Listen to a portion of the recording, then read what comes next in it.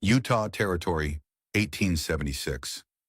The bitter mountain wind rattled the windows of Victoria Blackwood's small cabin as she jolted awake, drenched in sweat. The nightmare again. Falling rocks, desperate screams, darkness. She lit the oil lamp with trembling fingers, casting flickering shadows across the sparsely furnished room. 2 years since Robert's death, and still the dreams came relentless as the seasons. Victoria pushed herself from the bed, her nightgown clinging to her damp skin. At 32, her face already showed lines that hadn't been there during her days as an army nurse during the war. The mirror revealed a woman with sharp green eyes and streaks of premature gray in her auburn hair, badges of grief worn plainly. The cabin walls felt too close tonight. She wrapped a shawl around her shoulders and stepped onto the porch, breathing in the clean, mountain air. The stars hung impossibly close in the Utah sky, cold and distant witnesses to her solitude. 2 years. 2 years since they'd brought her the news that her husband, Robert Blackwood, brilliant mining engineer and the love of her life, had been crushed in a tragic collapse at the Silver Peak mine. 2 years of nightmares and questions no one would answer. An owl called from the nearby pines, a mournful sound that matched her mood. Victoria stared at the distant mountains, their silhouettes black against the night sky. Robert had loved these mountains, believed in the future. They could build here after the horrors of the war. "I'll find the truth," she whispered to the darkness. "I swear it, Robert." She didn't expect an answer. The dead kept their secrets, but for a moment the wind seemed to whisper back, carrying a voice from the shadows of memory. The knock came at midday, unexpected as rain and drought. Victoria set aside the medicinal herbs she'd been grinding, skills learned from her grandmother and honed during the war. Few people ventured to her isolated cabin 3 miles from the small mining town of Redemption. She reached for the rifle above the door. A woman alone couldn't be too careful before calling out, "Who's there?" "Victoria, it's Sarah Thompson." Victoria lowered the weapon, surprised. Sarah Thompson had been a fellow nurse during the war, one of the few friends she'd kept in sporadic contact with after moving west with Robert. She opened the door to find a petite blonde woman in a travel-worn burgundy dress, her face older, but still bearing the determined expression Victoria remembered from battlefield hospitals. "My God, it is you." Sarah embraced her. "When they said the widow Blackwood lived up here alone, I could scarcely believe it." Victoria ushered her inside, quickly preparing coffee, while Sarah removed her gloves and hat. "What brings you to Redemption?" "Last I heard, you were working at a hospital in Denver." Sarah's expression grew serious. "I came looking for you." "Victoria, there's something you need to know." She accepted the coffee cup with a nod of thanks. "I've been working for the Collins Mining Company in Colorado. They're rivals to Sullivan Enterprises." Victoria stiffened at the name. Maxwell Sullivan owned half the mines in the territory, including Silver Peak, where Robert had died. 2 weeks ago, one of Sullivan's men came through Denver, drinking heavily at a saloon where many miners gather. He was boasting, Victoria, drunk and loose-tongued. Sarah's knuckles whitened around her cup. He spoke of a troublesome engineer who asked too many questions about support beams and safety measures, said they fixed the problem by arranging a collapse. The coffee cup slipped from Victoria's fingers, shattering on the wooden floor. Neither woman moved to clean it. "You're saying—" Victoria couldn't finish the sentence. "I'm saying Robert's death wasn't an accident." Sarah reached across the table, gripping Victoria's cold hands. "The man specifically mentioned Silver Peak and an engineer who thought he was better than everyone else because he'd studied back east." Victoria remembered Robert's letters, his growing concern about Sullivan's operation cutting corners on safety. "Did he name Robert specifically?" "No, but the timing matches and the description." Sarah hesitated. "There's more. Sullivan's newest venture is called Copper Valley Mine. It's being built on disputed land territory the government promised to the Ute tribe in the last treaty. There have been conflicts, people disappearing." Victoria stood abruptly, moving to a trunk in the corner. She unlocked it and withdrew a leather-bound journal. Robert kept records, sketches of the mine, notes about safety violations. Her voice hardened. The company claimed these were lost in the collapse. They never were. He kept them here, and the night before he died, he told me if anything happened to him, I should take these to the territorial authorities. Why didn't you? Victoria's laugh was bitter. I tried. The marshal in redemption is on Sullivan's payroll. The territorial governor was conveniently unavailable. After the third dismissal, the message was clear. Sarah studied her friend's face. And now Victoria closed the journal with determined finality. Now I have somewhere to start. The journey to Copper Valley took 3 days on horseback, following increasingly primitive trails into the mountains. Victoria rode her sturdy mare Sadie, while Sarah accompanied her on a rented gelding. They made camp on the third night beneath a towering cottonwood beside a rushing stream. As Victoria built a small fire, Sarah unfolded a crude map. Copper Valley lies just beyond that ridge. She pointed, Sullivan's men have established a mining camp here at the northeastern edge. The Ute village is supposedly here near the base of what they call the Devil's Throat. Peculiar name, Victoria commented, setting coffee to boil. Local legend. Apparently strange sounds echo from a canyon there. Whispers and wails, especially at night. The miners are superstitious about it, but Sullivan doesn't care about ghost stories when there's money to be made. Victoria studied the map by firelight. What's Sullivan's interest in this particular location? There are copper deposits throughout these mountains. That's what's odd. The geological surveys don't show anything exceptional about this valley compared to a dozen others. Yet Sullivan's investing everything in this site, even risking conflict with the Utes. Something didn't add up. Victoria knew mining operations from her years with Robert. No businessman would risk such complications unless the potential profit was extraordinary. We'll need to be careful tomorrow. Victoria said, I've brought my nurse's credentials. If questioned, we're there to assess medical needs for the mining camp. Sarah nodded, but her eyes reflected the dancing flames with a strange intensity Victoria couldn't quite read.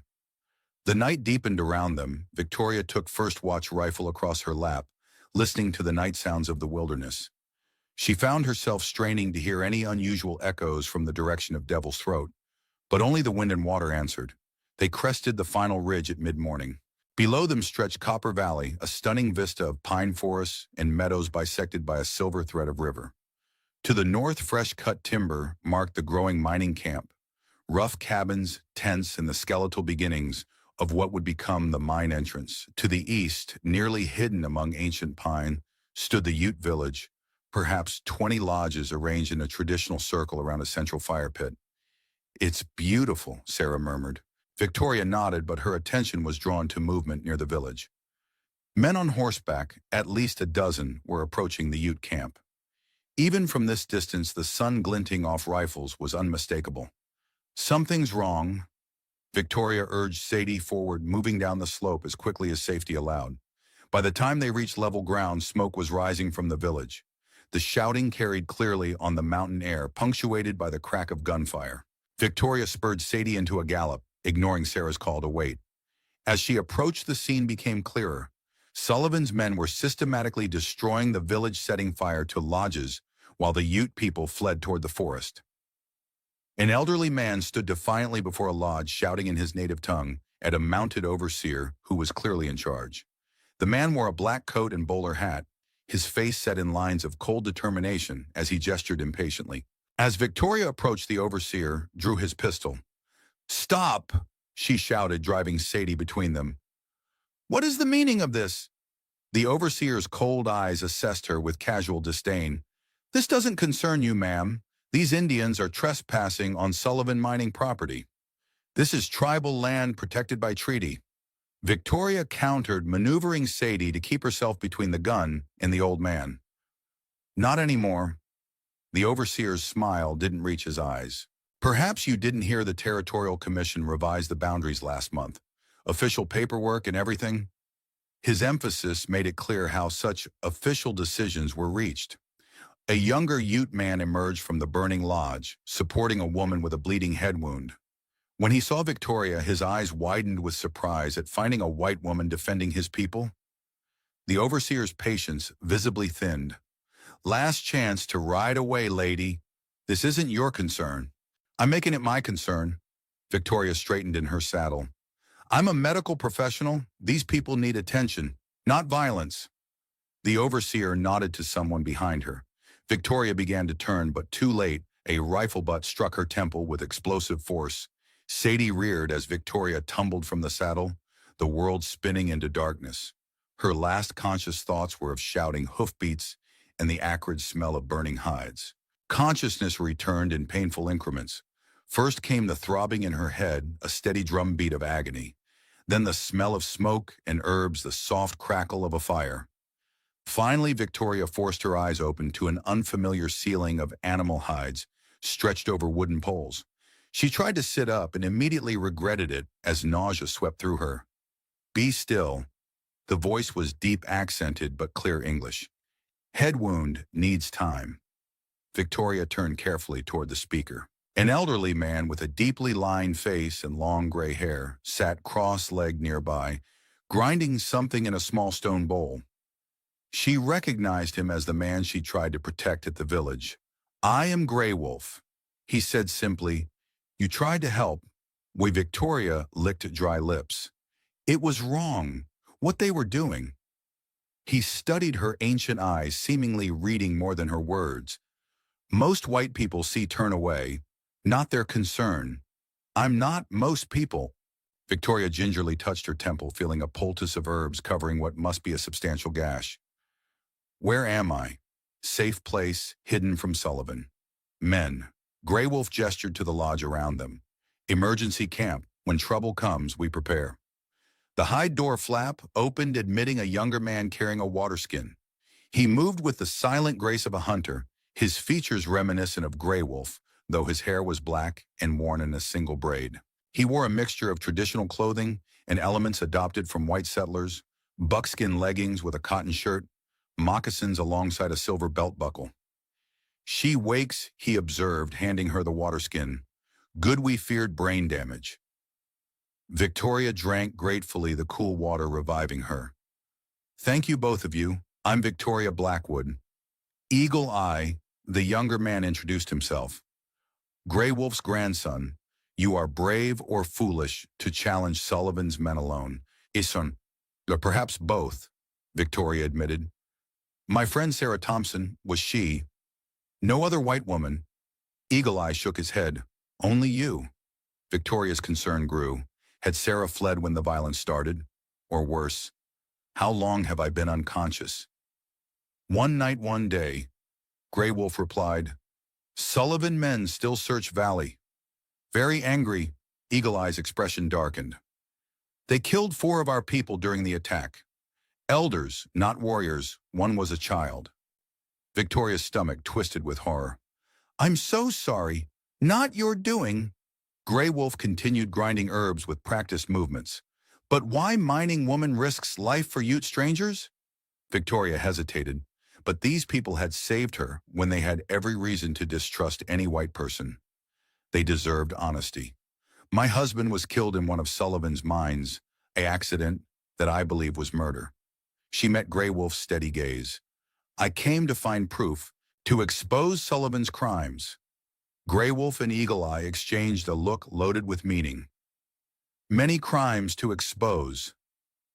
Eagle Eye said finally, Sullivan wants our land not just for copper. Something else in Singing Canyon. Singing Canyon. What white men call Devil's Throat. Grey Wolf explained, sacred place where ancestors speak, if you know how to listen. Sullivan's men keep us from entering. Eagle Eye added, guard it day and night, more than rest of mine combined. Victoria considered this information. What's in this canyon that's so valuable? Grey Wolf set aside his grinding tools. Legend says tears of Mother Earth flow there. Healing waters. But Sullivan men not look for healing. They dig deep, take samples. Many machines.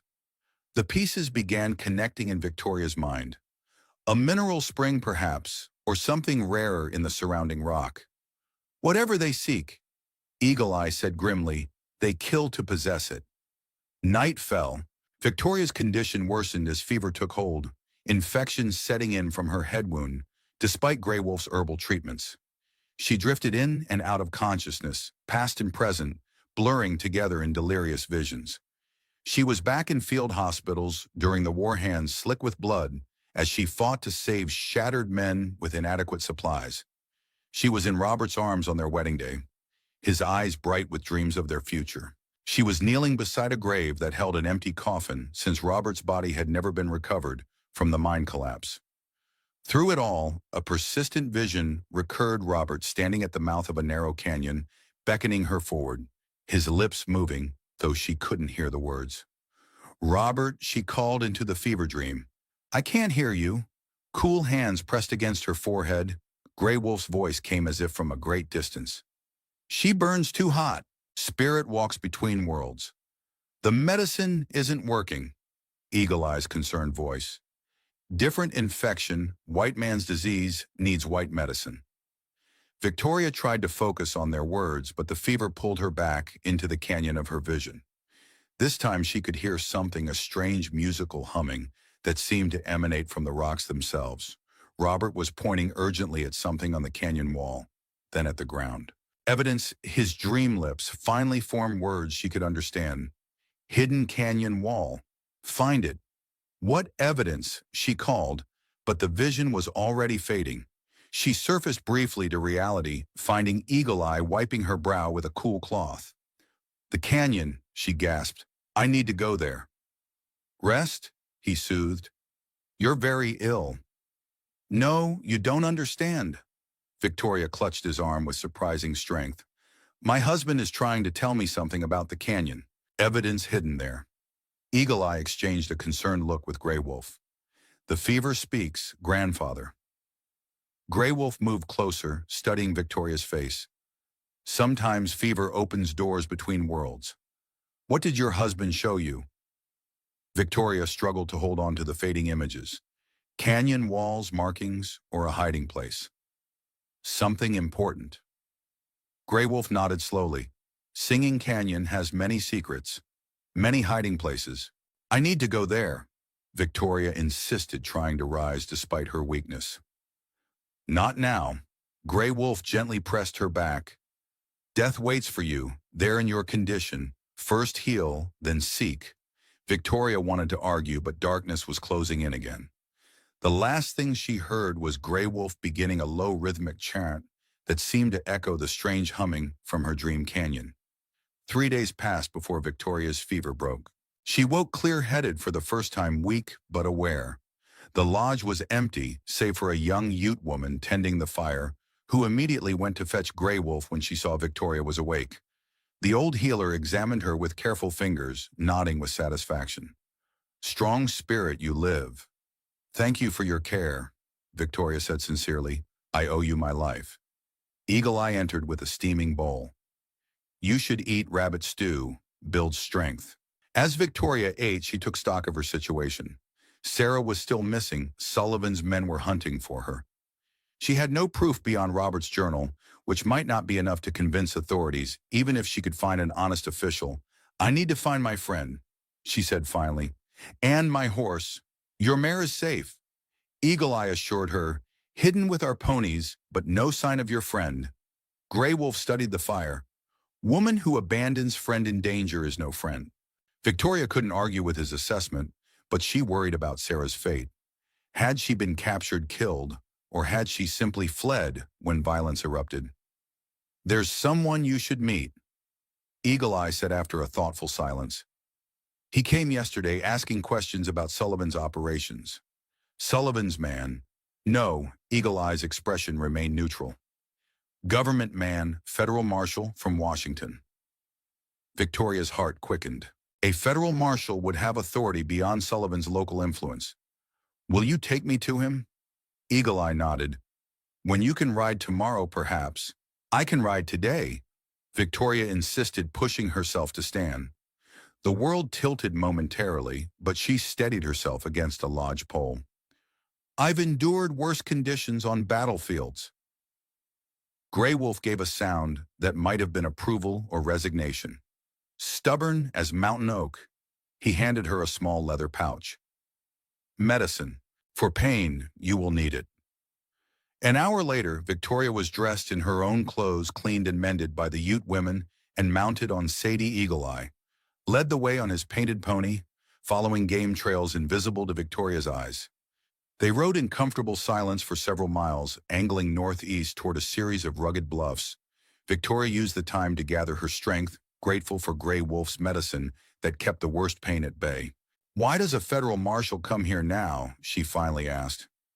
"The Utes have suffered Sullivan's incursions for months from what you've said." Eagle Eye's expression hardened. "Not for Ute suffering, never for that. He investigates missing miners." Missing miners. 5 men disappeared from Sullivan's camp last month. Sullivan blamed Utes, demanded government action. His tone made clear what he thought of the accusation. But the marshal doesn't believe Sullivan's story. Eagle Eye shrugged. "He asks many questions, listens when others speak only to hear her own voice." They reached a small clearing beside a stream where a solitary figure sat beside a campfire, studying papers spread before him. The man looked up at their approach, one hand casually moving to the revolver at his hip, before relaxing when he recognized Eagle Eye. The marshal stood as they dismounted. He was tall, broad-shouldered, perhaps 50, with silver threading his dark hair and beard. His clothes were trail-worn but of good quality, and the silver star pinned to his vest gleamed in the sunlight.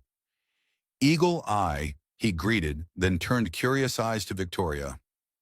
"Ma'am, Marshal Joseph Harrington." Eagle Eye introduced Victoria Blackwood. Recognition flickered in Harrington's eyes. Robert Blackwood's widow, the mining engineer. Victoria's surprise must have shown on her face. "Your husband's name appears in my investigation, Mrs. Blackwood." Harrington gestured to the papers before him. "I've been reviewing suspicious deaths at Sullivan mining operations over the past 3 years. Robert Blackwood's was one of several that raised questions." Hope and emotion Victoria had almost forgotten surged through her. "My husband was murdered. Marshal, I'm certain of it." Harrington nodded grimly. "I'm beginning to think the same about quite a few accidents in Sullivan's operations. Please sit. I believe we have much to discuss." The marshal's campfire burned low as their conversation stretched into evening. Victoria had shared Robert's journal, her friend Sarah's information about the drunken confession, and her own observations about Sullivan's unusual interest in the canyon. In turn, Harrington revealed the broader scope of his investigation. "Sullivan Enterprises has operations in 3 territories," he explained, showing Victoria a map marked with small crosses. "Each X represents a suspicious death or disappearance over the past 5 years. 27 in total." Victoria studied the pattern with growing horror. "And no one has connected these before. Local authorities are often compromised." Harrington's tone was matter-of-fact rather than judgmental. "Mining companies bring prosperity. People look the other way." "Not all people," Eagle Eye interjected quietly. Harrington acknowledged this with a respectful nod. "The Ute tribe filed formal complaints about violations of their treaty rights. That's actually what first brought Sullivan to federal attention." "Why focus on Copper Valley now?" Victoria asked. "Because something's different here." Harrington unfolded another map, a geological survey of the region. "This operation doesn't make economic sense. The copper deposits are minimal compared to other sites. Sullivan's investing enormous resources bribing officials, risking conflict with the Utes." Why Eagle Eye's expression was grave. "Singing Canyon holds the answer. Devil's Throat." Harrington nodded. "Sullivan's men guard it like a fortress. I've tried approaching, twice been turned away both times." Victoria described her fever dream of Robert in the canyon, feeling slightly foolish but compelled to share every potential clue. To her surprise, Harrington didn't dismiss her vision. "Trauma and fever can sometimes access memories we didn't know we had. Perhaps your husband mentioned something about this canyon before his death." Victoria tried to recall. "Not specifically, but he was increasingly concerned about Sullivan's operations in the weeks before he died. Said they were ignoring standard safety protocols, rushing development. Like they're racing against time," Harrington mused. "Or competition." Eagle Eye suggested other mining companies have sent men to examine Valley. This new piece of information caught both Victoria and Harrington's attention. "Recently," the marshal asked. Eagle Eye nodded. 2 weeks passed. Men with instruments taking samples from stream left quickly when Sullivan's guards appeared. Victoria thought of Sarah working for Collins mining a Sullivan competitor. The pieces were beginning to align, though the complete picture remained elusive. "We need to see inside that canyon," she said firmly. Harrington studied her with newfound respect. "Mrs. Blackwood, I admire your determination, but this is becoming an official federal investigation. I can't involve civilians." "I'm already involved." Victoria's tone brooked no argument. "Sullivan's men tried to kill me. They murdered my husband, and I have medical training that might prove useful. She saved 3 of my cousins when Sullivan's men attacked." Eagle Eye added, "She is warrior healer." Harrington's weathered face showed reluctant admiration. "You remind me of my late wife, Mrs. Blackwood, equally stubborn." He sighed. "Very well, but we do this methodically. I need to establish proper legal groundwork before confronting Sullivan directly." Victoria tamped down her impatience. "What do you propose?" "I'll ride to Fort Bridger tomorrow, send telegrams requesting backup and formal authorization to investigate Sullivan's entire operation. Should take 3 days." "And while you're gone," Victoria asked, "Eagle Eye can show you safe observation points near the canyon. Gather intelligence on guard patterns, access routes." Harrington's expression grew stern. "But do not attempt to enter the canyon until I return. Sullivan's men shoot trespassers first and ask questions never." Victoria nodded agreement, though inwardly she made no such promise. 3 days might be too long. If Sarah had been captured, or if Sullivan's suspected federal interest evidence could disappear, as she and Eagle Eye prepared to leave, Harrington caught her arm gently. "Mrs. Blackwood," his eyes held a warning, "Sullivan didn't build his empire by being careless. Whatever's in that canyon, it's worth killing, for remember that." Unable to sleep, Victoria sat outside the lodge where she'd been given sanctuary, watching stars wheel across the vast Utah sky. Tomorrow she and Eagle Eye would begin scouting the canyon approaches, gathering information for Harrington's return. A soft footfall alerted her to Grey Wolf's approach. The old healer settled beside her with a fluid ease that belied his age. "The stars speak tonight," he observed. "You hear them." Victoria smiled faintly. "I'm afraid I don't speak their language." "Same language as canyon songs, spirit language." Grey Wolf studied her face. "Your husband visits your dreams again?" "No, just memories tonight." Victoria drew her shawl tighter against the mountain chill. "Grey Wolf, what exactly is Singing Canyon? Why is it sacred to your people?" The old man was silent for so long, Victoria thought he might not answer. When he spoke, his voice carried the cadence of ancient storytelling. "When World was young, Skyfather wept for his children's suffering. His tears fell on mountain, became healing waters. Waters sing with his voice, bring strength to weak sight, to blind courage to fearful." He gestured toward the distant ridgeline. "Canyon holds tears, sacred place, place of visions and healing." "A mineral spring," Victoria translated mentally. "But that doesn't explain Sullivan's interest. Mineral springs exist throughout these mountains. Not like Canyon Spring." Grey Wolf shook his head. "Waters there change, sometimes blue like sky, sometimes green like forest, sometimes clear like mountain stream.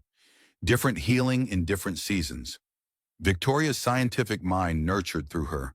Nursing training sought natural explanations. Variable mineral content in the water could explain color changes and different medicinal properties. "Have you seen these waters yourself?" Grey Wolf nodded. "Many times before Sullivan men came. Last visit, waters were silver blue. Drank, received vision of coming trouble." His weathered face showed regret. Should have understood warning better. A new thought struck Victoria. Silver blue, could the water contain silver deposits?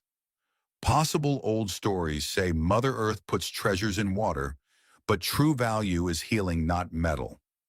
Victoria's mind raced. If the spring contained dissolved silver or another precious metal that could explain Sullivan's interest, modern mining operations could extract such minerals with the right equipment. "Grey Wolf, I need to see this spring tomorrow when Eagle Eye and I scout the canyon." "No." The old healer's voice was suddenly sharp. "Cannot enter canyon now. Sullivan men everywhere." And he hesitated. "Canyon knows when time is right. Sings louder or softer. Now sings very loud. Dangerous time. Victoria frowned. I don't understand. Some places have own spirit, own power. Singing Canyon, one such place. When waters change, color power strongest. Visions come, but also danger.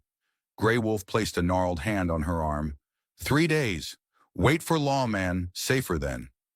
Before Victoria could respond, Eagle Eye appeared silently from the darkness. Riders coming, he said tersely. Many horses from mining camp? Victoria stood quickly. Sullivan's men? Eagle Eye nodded. Torches. Weapons they search. Grey Wolf rose with surprising agility. They must not find this place. Too many women, children. How did they know where to look? Victoria wondered aloud. Then the answer came in a flash of understanding. Sarah, if she was captured, she might have told them about me seeking the Utes. Eagle Eye's expression hardened. Then your friend has endangered my people? We don't know that for certain? Victoria countered, though doubt gnawed at her. Regardless, we need to move quickly. Grey Wolf was already giving quiet orders to others emerging from nearby lodges. With practiced efficiency, the small band began dismantling shelters and gathering essential supplies. There is cave network, Eagle Eye explained to Victoria. Old hiding place, women children go there with elders. I should go with them, Victoria said. I've brought this danger to your people. Eagle Eye shook his head. You ride with me. Different direction. Draw pursuit away from others. Victoria understood the logic but hesitated. Your people need you. My people need to survive. Eagle Eye said firmly, I am Hunter, know how to lead men on false trail. Double back. You know Sullivan his ways. Together better chance. Grey Wolf approached, carrying a small bundle. Medicine food map drawn on deer hide. He pressed these into Victoria's hands. Map shows back way to Singing Canyon. Emergency only, very dangerous path. Victoria understood the value of what he was giving her. Thank you, I'll return it when this is over. The old healer's eyes held ancient wisdom. When over won't need map, path will be clear. He touched her forehead gently. Spirit knows way home, even when eyes cannot see. Eagle Eye led Sadie and his own mount from the trees. Must go now. As Victoria mounted, Grey Wolf spoke one last time. Canyon sings for reason, listen with more than ears. With those cryptic words, he melted into the darkness, heading toward the fleeing women and children. Victoria followed Eagle Eye in the opposite direction, the sound of approaching hoofbeats spurring them into the shadowed wilderness. They rode hard through the night, following game trails and dry creek beds to leave minimal tracks. Eagle Eye's woodcraft was remarkable. He navigated the moonlit terrain with the confidence of someone who could read the land like a book.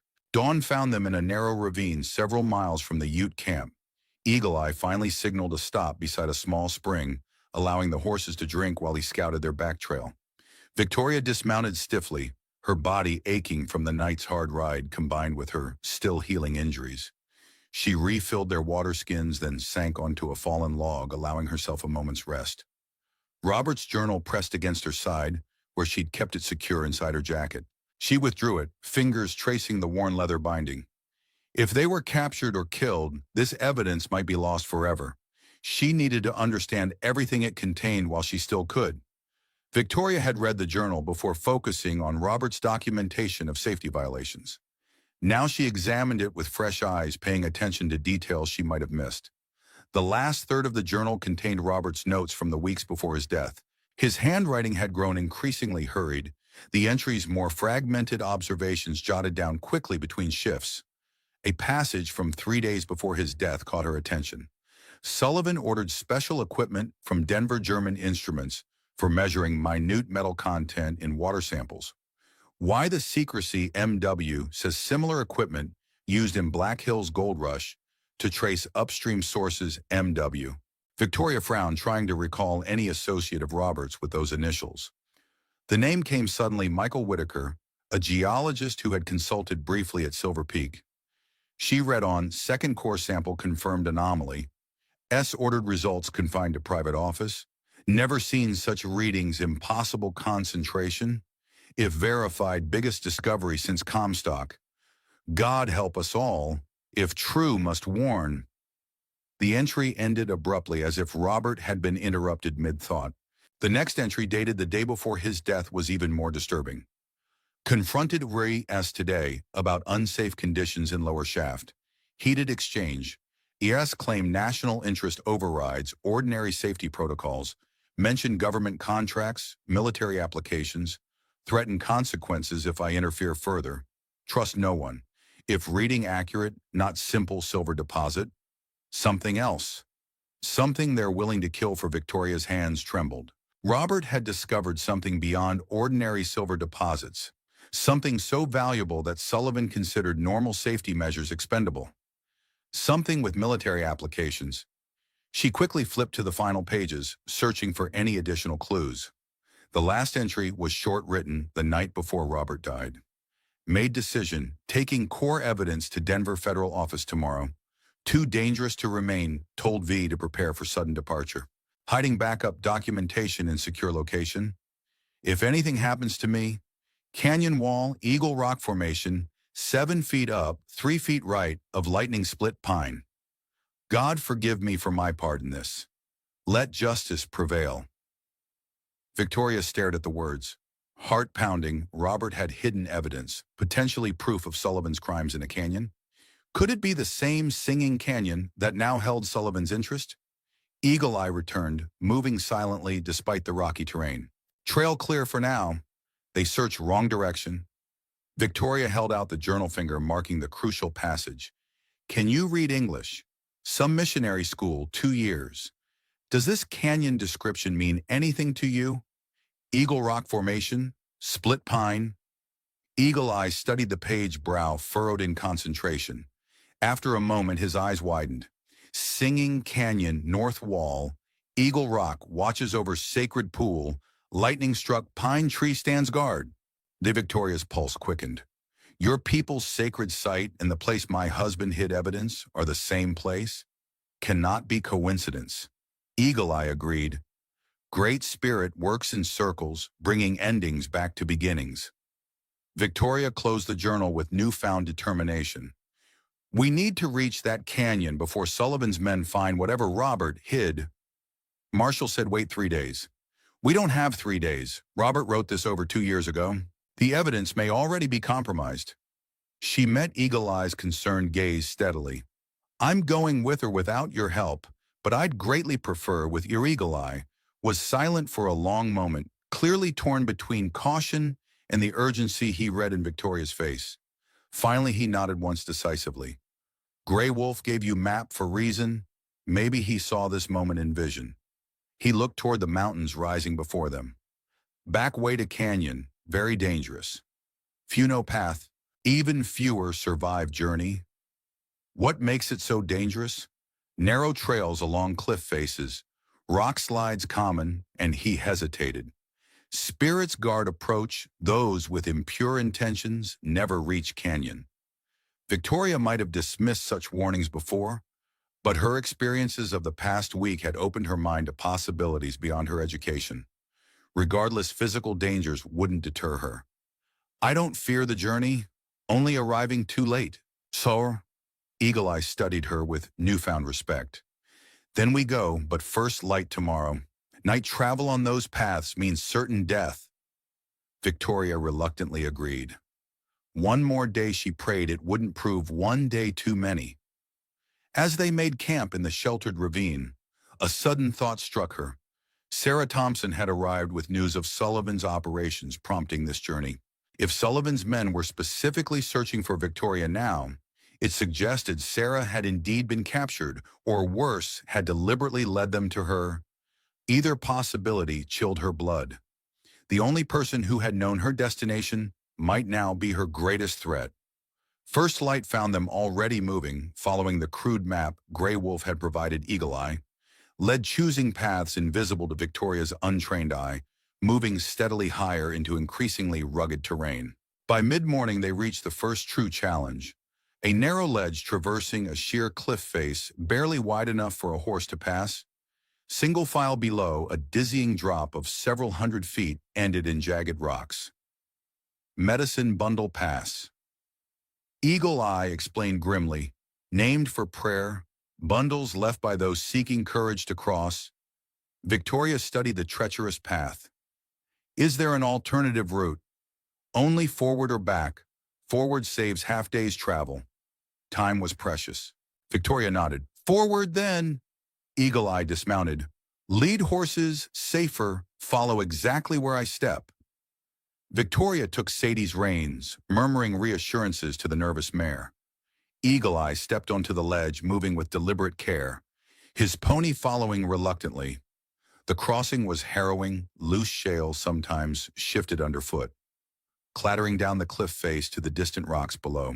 Twice Sadie balked, and Victoria had to draw on every reserve of patience and firm command to urge the frightened animal forward.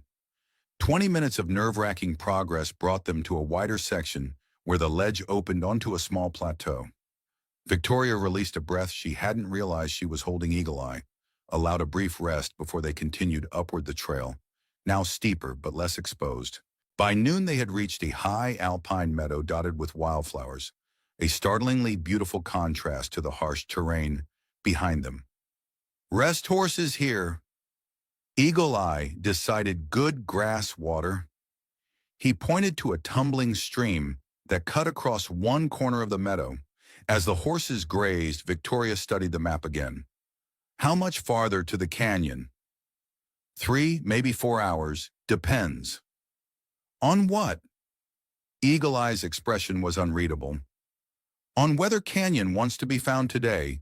Victoria might have pressed for clarification, but something in his demeanor suggested this was not merely superstition, but a truth she wasn't yet equipped to understand.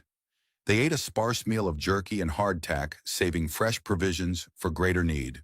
As they prepared to depart, Eagle Eye suddenly froze, head tilted in an attitude of intense listening. Victoria strained her ears, but heard nothing beyond the bubble of the stream and the whisper of wind through alpine grass. What is it? Horses, many coming up main trail. Victoria still heard nothing, but she didn't doubt Eagle Eye's wilderness senses. Sullivan's men. Who else? They must have found sign of our direction. He moved quickly to the horses. We go now. They rode at a faster pace, pushing the limits of safety on the rough terrain. Eagle Eye led them through a dense stand of pine, then up a rocky slope that seemed impassable until a hidden switchback path revealed itself. The sound of pursuit grew audible even to Victoria, the distant but unmistakable sound of horses negotiating difficult terrain. Men's voices calling to each other. They gain ground. Eagle Eye observed tersely, know this area too well. Victoria's mind raced. Is there somewhere we can hide, wait for them to pass? Eagle Eye shook his head. Only narrow path ahead, no branches, no hiding places. He studied the terrain with calculating eyes. One possibility, dangerous. More dangerous than being caught. His grim smile acknowledged her point. Rock slide gulch ahead, path crosses unstable slope, could trigger slide block path behind us. Deliberately cause a rock slide. Victoria considered the implications. They could be injured or killed. Yes, or turn back, find another way. Their choice to pursue, Eagle Eye's expression hardened. They killed my people without mercy. Why show what they do not give? Victoria couldn't argue with his logic, yet deliberately endangering lives. Even enemies' lives conflicted with her healer's oath. Is there any way to warn them? Give them a chance to retreat before triggering the slide. Eagle Eye considered, then nodded. Rifle shot universal warning in mountains. It would have to do. Victoria unstrapped her Winchester from Sadie's saddle. Let's hurry then. 20 minutes later, they reached the gulch Eagle Eye had described. The path narrowed as it crossed a steep slope of loose rock and scree clearly unstable. Halfway across, Eagle Eye pointed to a precariously balanced boulder. There, one good push starts chain reaction. Victoria nodded understanding. They urged their mounts across the dangerous section, reaching solid ground on the far side. When Eagle Eye dismounted and moved toward the boulder, Victoria raised her rifle skyward and fired a single shot, the report echoing sharply off the surrounding peaks. The pursuing voices fell momentarily silent, then resumed with increased urgency. They come faster now. Eagle Eye observed positioning himself against the boulder. Warning understood differently, Victoria frowned. They think we're shooting at them, so they're hurrying to catch us. Yes, stand clear. Eagle Eye set his shoulder against the massive rock and pushed with all his strength. For a moment, nothing happened. Then with a grinding sound, the boulder shifted slightly. Eagle Eye redoubled his efforts, muscles straining. The boulder moved again, tipped, and suddenly broke free, bouncing once before gathering momentum. Its impact dislodged other rocks, which in turn displaced more. After a moment's thought, Eagle Eye nodded agreement. Worth risk needs survival to protect Canyon's future. The immediate question was how to deliver the chemical to the pool, some 30 feet below their current position. Victoria's medical kit contained only a small bottle of the dark purple crystals, not enough for a major reaction unless precisely placed, need container. Eagle Eye said, thinking along the same lines, something to carry, chemical protect from wind during drop. Victoria examined their meager supplies. Nothing suitable presented itself until Eagle Eye removed a small leather pouch from around his neck. Medicine bag, he explained, sacred objects, protective spirits. Victoria understood the significance of what he was offering. I can't ask you to use that. Not asking. Offering. His expression was resolute. Canyon spirits understand necessity. With solemn gratitude, Victoria accepted the pouch. She carefully emptied its contents, small stones, feathers, what appeared to be a carved bit of bone, into Eagle Eye's palm, then transferred the potassium permanganate crystals into the pouch, knotting it securely. Now need to hit target from here. Eagle Eye observed, studying the pool below. Wind makes difficult. Victoria considered the challenge. The pouch would need to strike the water with enough force to rupture on impact, releasing the chemical directly into the pool. A missed throw would waste their only opportunity. We can create a sling, she suggested, using strips from my petticoat. Working quickly, they fashioned a simple sling using torn fabric. Eagle Eye tested its balance, making minute adjustments to the knots and pocket that would hold the medicine pouch. When Victoria asked, watching Sullivan's men regrouping below Eagle Eye, studied the activity, then the position of the sun now rising above the canyon rim. Soon, they prepare new attempt. He pointed to men gathering additional ropes and what appeared to be makeshift shields, wood panels, that could provide cover during their climb. We'll need to move immediately after. Victoria noted, climb while they're distracted. Eagle Eye indicated a road along the canyon wall that angled upward toward a series of narrow ledges, difficult, exposed in places, only chance. Victoria nodded, understanding.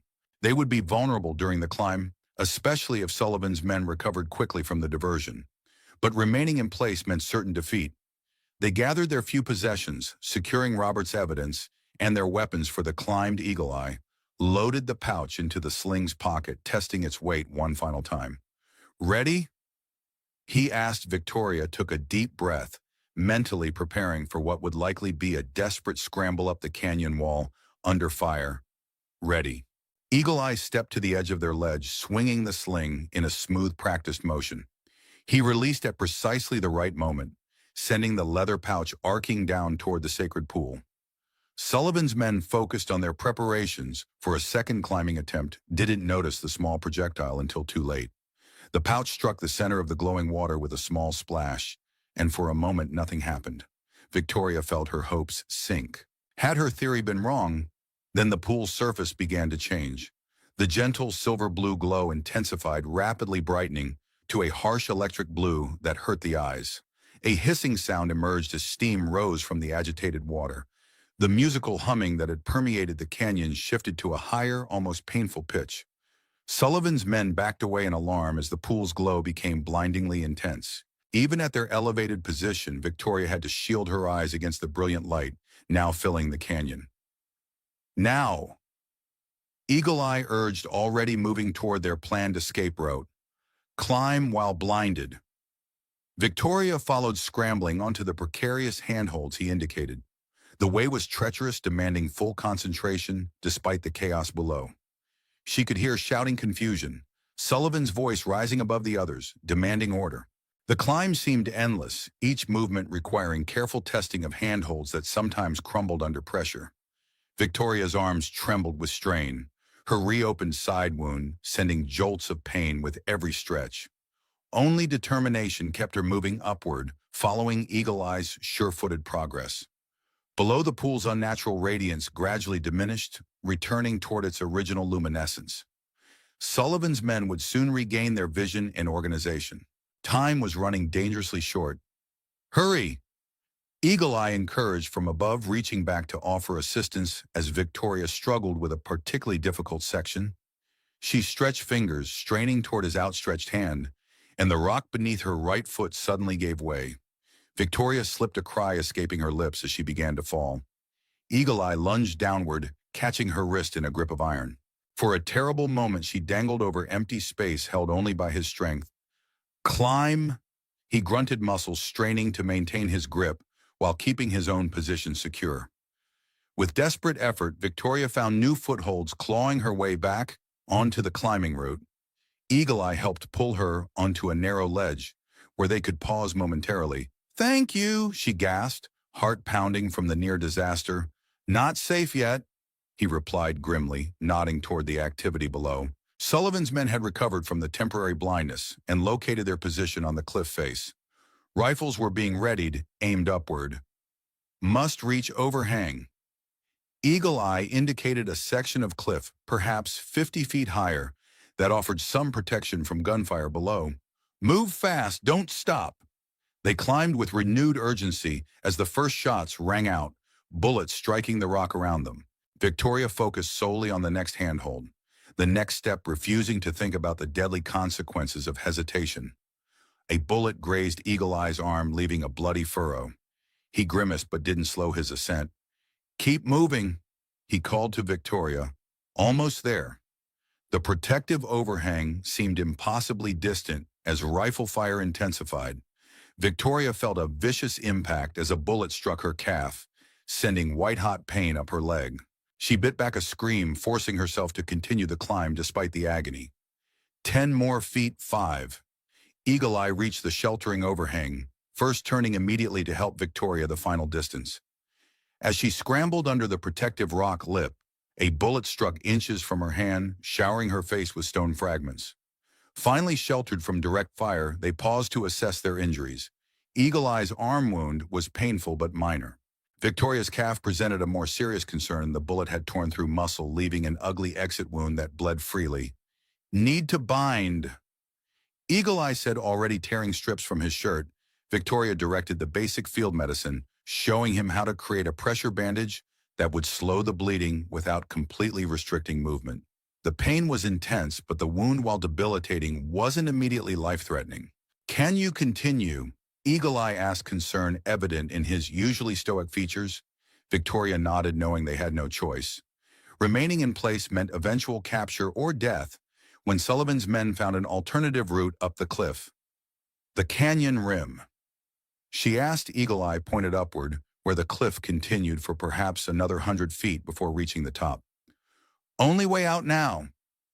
With grim determination, Victoria prepared to resume their desperate climb. The weight of Robert's evidence pressed against her chest, a physical reminder of everything at stake. Sullivan's operation wasn't just about profit. It represented corruption at the highest levels, exploitation of sacred lands, and a potential threat to national security through foreign sales. The truth had to reach proper authorities, whatever the personal cost. "Let's go," she said simply, pushing aside pain and exhaustion to focus on survival. Eagle Eye led the way once more, choosing a route that maximized protection from gunfire below while remaining manageable for Victoria's injured state. Each movement was agony for her now, but she persevered, drawing on reserves of strength she hadn't known she possessed behind and below. Sullivan's voice echoed up the canyon walls. "This is futile, Mrs. Blackwood. There's nowhere to go. My men are already positioned at the rim. You're climbing into their arms." Victoria had no way to verify this claim, but it was certainly plausible. Sullivan had demonstrated his resourcefulness and determination already. He would have considered all escape routes. "Ignore," Eagle Eye advised quietly. "Focus on climb, deal with rim when reach it." Victoria nodded, conserving her breath for the physical effort of the ascent. The sun now beat directly onto the canyon wall, turning it into a radiating surface of heat that sapped their remaining strength. Sweat streamed into Victoria's eyes, making it difficult to judge distances and secure holds. As they climbed higher, the sounds from below grew fainter, the shouted commands, the occasional rifle shot, attempting to reach their position. Victoria allowed herself a moment of hope. Perhaps they might actually escape. Then Eagle Eye froze, signaling for absolute silence. Victoria strained her ears, hearing nothing at first. Then she caught it, voices from above. Men's voices approaching the canyon rim. Sullivan had been telling the truth. Men waited for them at the top. Eagle Eye signaled downward retreat back toward the protective overhang. Once there, they conferred in whispers. Trapped, Victoria stated simply, above and below. Eagle Eye studied the canyon wall thoughtfully. Maybe not seaside fissure. He pointed to what appeared to be a crack in the cliff face, perhaps 20 feet to their right. Might lead to different climbing route, or cave system. It was a desperate chance, but their only remaining option. To reach the fissure, they would need to traverse horizontally across the exposed cliff face, visible to Sullivan's men below. Any movement would likely draw fire, need distraction. Eagle Eye decided, I go first, draw fire. You cross while they shoot at me. Victoria immediately shook her head. No, that's suicide. Only way I move faster, even wounded, better climber. His expression was resolute. You carry evidence, more important than one Ute hunter.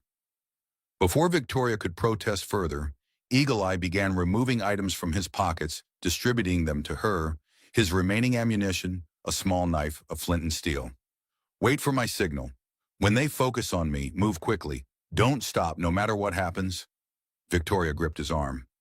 There has to be another way. No other way. No time for debate. His dark eyes met hers with calm certainty. All people make final journeys someday. Good journey if for worthy purpose. Without waiting for further argument, he moved to the edge of their shelter. Bracing himself, he suddenly launched into motion, scrambling across the exposed rock face with remarkable speed despite his wounded arm. The reaction from below was immediate. Shouts of discovery were followed by a volley of rifle fire. Bullets struck all around Eagle Eye, sending stone fragments flying. Yet somehow he continued his horizontal trek. Victoria watched in horrified admiration as he deliberately made himself a target, zigzagging when possible to confuse the shooter's aim. When he had covered perhaps half the distance to the fissure, he turned back toward her, gesturing urgently. This was her chance, perhaps her only chance. With a silent prayer, Victoria moved out from the shelter of the overhang and began her own traverse. She moved as quickly as her injured leg allowed, keeping her focus on the handholds before her rather than the dizzying drop below. The gunfire continued, primarily directed at Eagle Eye, though occasional shots struck near her position as well. Time seemed to slow, each movement taking an eternity. The fissure gradually grew closer. 20 feet. 15.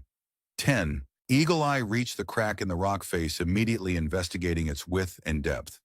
He turned back, visibly relieved to see Victoria making progress, and gestured encouragement.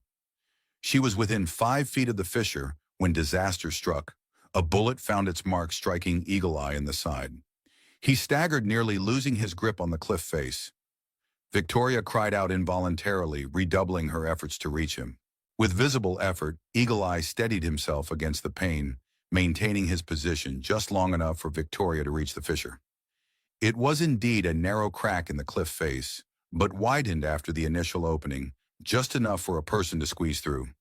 Go, Eagle Eye, gasped, blood staining his shirt. Follow crack leads upward.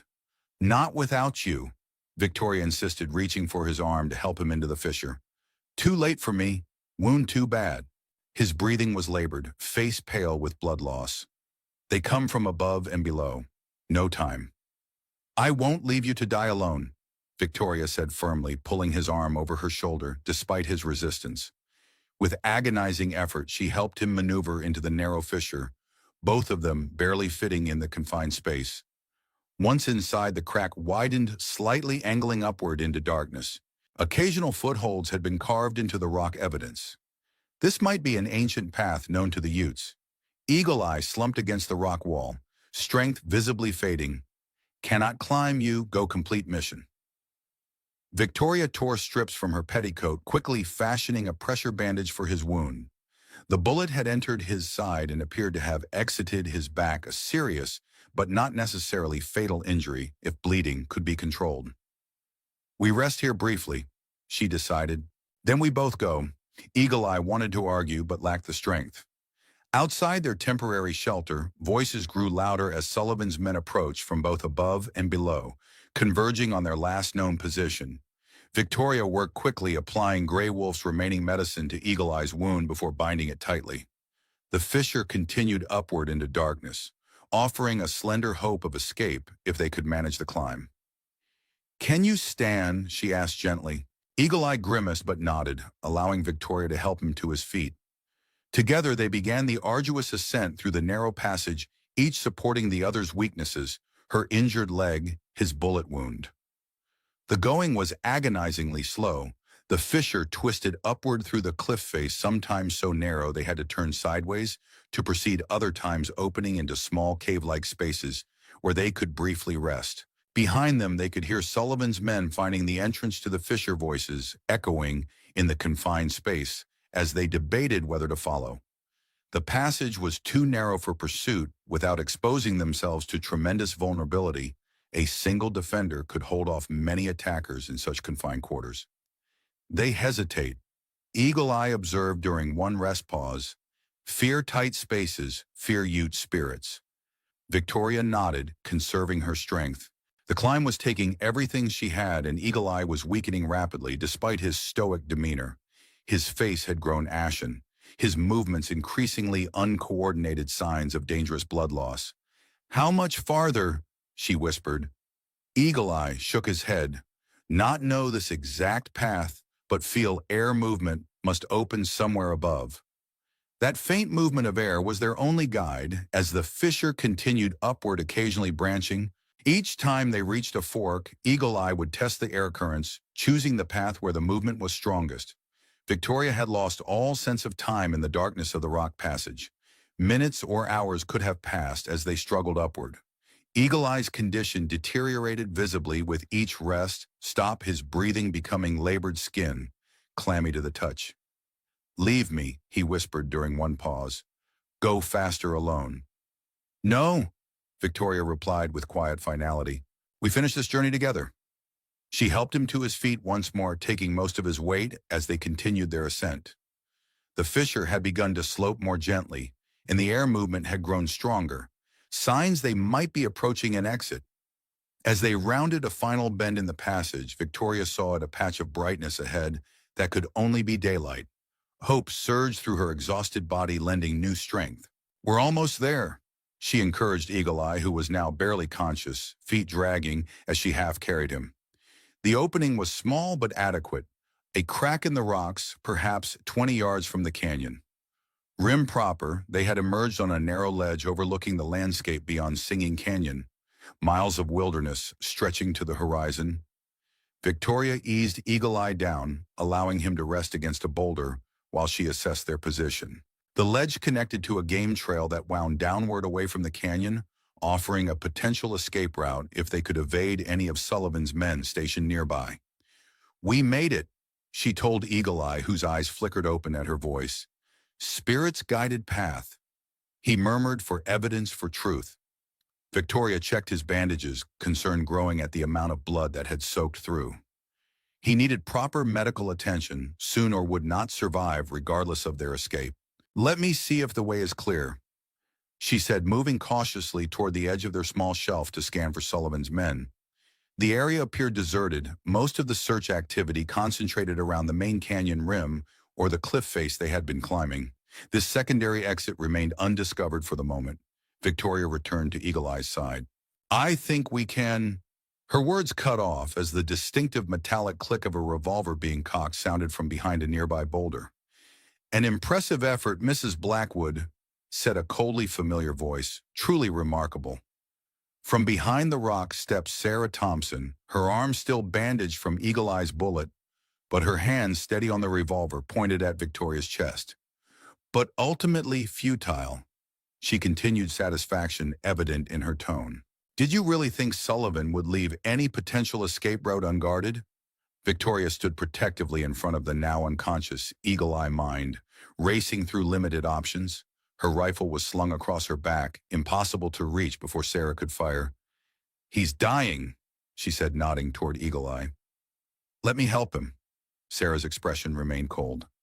Your misplaced loyalty to these savages is touching, but irrelevant. Where are the documents? Victoria didn't bother pretending ignorance. You know where they are. Indeed. Sarah's gaze fixed on Victoria's jacket, where Robert's metal case remained secured. Remove it slowly. Any sudden movements will be your last. With careful deliberation, Victoria unbuttoned her jacket, removing the metal case that contained Robert's evidence. A sense of defeat threatened to overwhelm her, so close to escape only to lose everything at the final moment. Place it on the ground and step back. Sarah instructed Victoria, hesitated, another option forming in her mind. It was desperate, likely suicidal, but preferable to surrendering the truth without a fight. If I do, you'll simply kill us both, she observed calmly. No witnesses. Sarah didn't bother denying it. You've left no alternatives. Your stubbornness has forced this outcome. Then I have nothing to lose. Share my key to him. Victoria held the metal case over the ledge edge, the steep drop below, offering a final option. If I can't deliver this evidence to proper authorities, I can at least ensure you never get it. Alarm flashed across Sarah's face. Don't be foolish. Those documents are worth a fortune. They're worth more than money. They're worth justice. Victoria's grip remained steady. Lower your weapon or Robert's evidence disappears forever. A tense standoff ensued, each woman calculating the other's resolve. Sarah's eyes narrowed, assessing Victoria's determination. Even if I agree, what's your plan? Your friend is dying. Sullivan's men control the canyon. There's no escape. There's always Marshal Harrington. Victoria countered. He was heading to Fort Bridger for reinforcements. A cold smile played across Sarah's lips. Harrington won't be joining us. Sullivan's men intercepted him yesterday.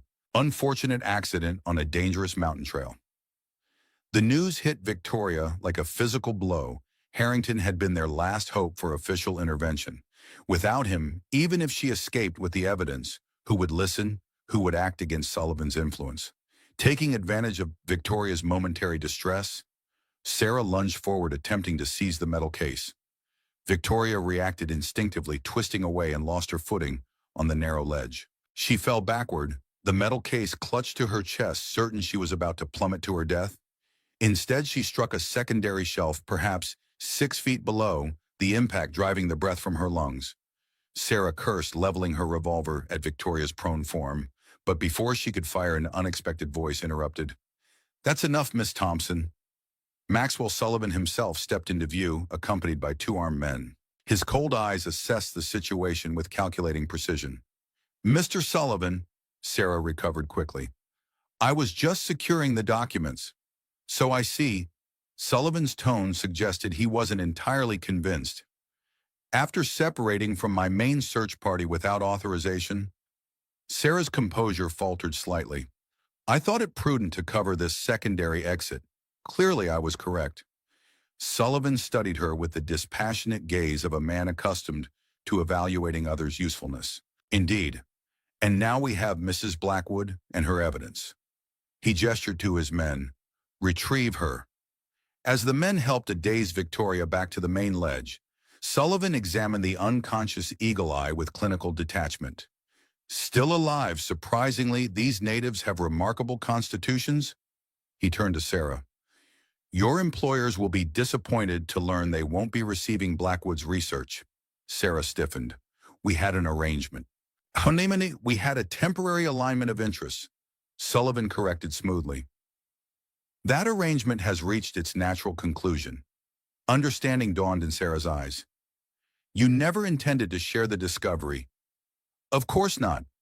National resources belong to American interests, not foreign powers.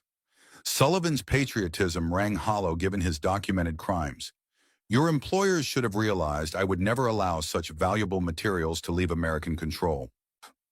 Victoria, now restrained by Sullivan's men, watched this exchange with growing comprehension. Sullivan and Sarah had been using each other all along, their temporary alliance now dissolving into potential conflict. "You're making a serious mistake," Sarah warned her, hand tightening on her revolver. Sullivan appeared unconcerned. "I think not. My men outnumber yours throughout the area. Your position is untenable." He turned to Victoria, his expression shifting to one of calculated reasonableness.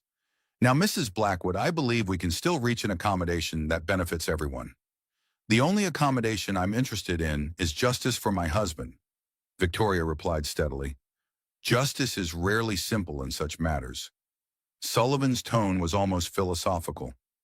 "Your husband discovered something of immense value, something with national security implications. His death, while regrettable, was a necessity given his refusal to understand the larger picture." "The larger picture being your profit," Victoria said bitterly. Sullivan shook his head, seemingly genuinely disappointed by her perspective. "You continue to misunderstand. This discovery transcends ordinary business considerations. The elements in that pool will transform military technology, industrial capability, perhaps the global balance of power. All the more reason for proper government oversight, not private exploitation." "Government?" Sullivan's laugh was genuinely amused. "Bureaucrats who can barely manage a post office, politicians who serve whoever funds their next campaign." He leaned closer. "I've built something real, Mrs. Blackwood. Infrastructure. Development progress." Victoria was unmoved, built on corruption, theft, and murder. Sullivan straightened, his momentary animation fading back to cold calculation. "Your moral absolutism is admirable but impractical. Nevertheless, I'm prepared to be generous." He gestured to the metal case she still clutched.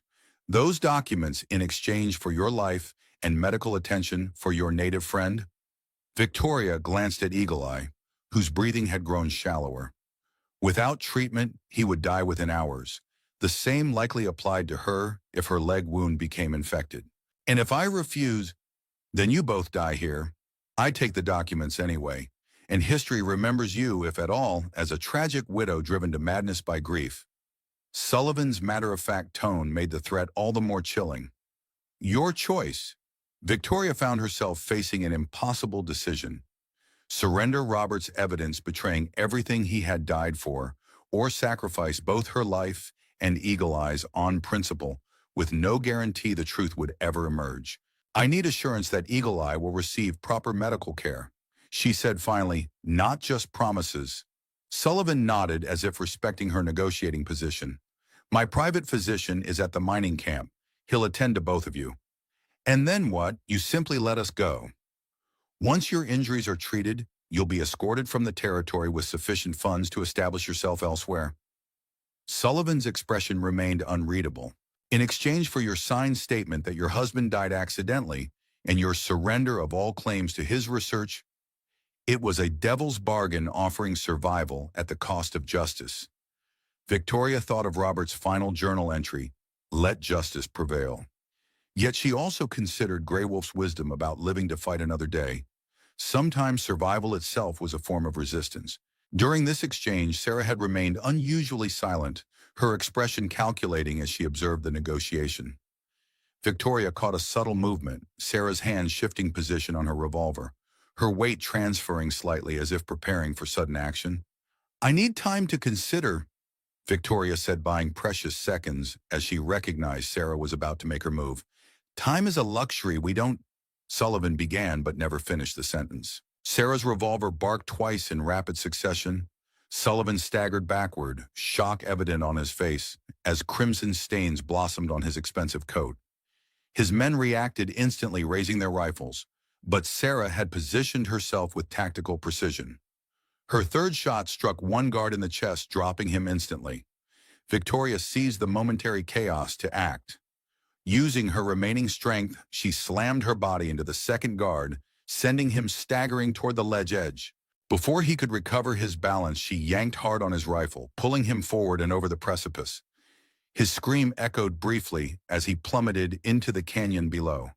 Sarah stood over Sullivan's fallen form revolver, trained on his head as he clutched his bleeding chest. Your mistake was assuming I came alone, she told him coldly. My employers don't tolerate betrayal. Victoria retrieved her Winchester from where it had fallen during the struggle, leveling it at Sarah. And now we return to our original standoff. Sarah smiled thinly. Not quite. Sullivan's men will investigate these shots. My colleagues are already approaching. The balance has shifted.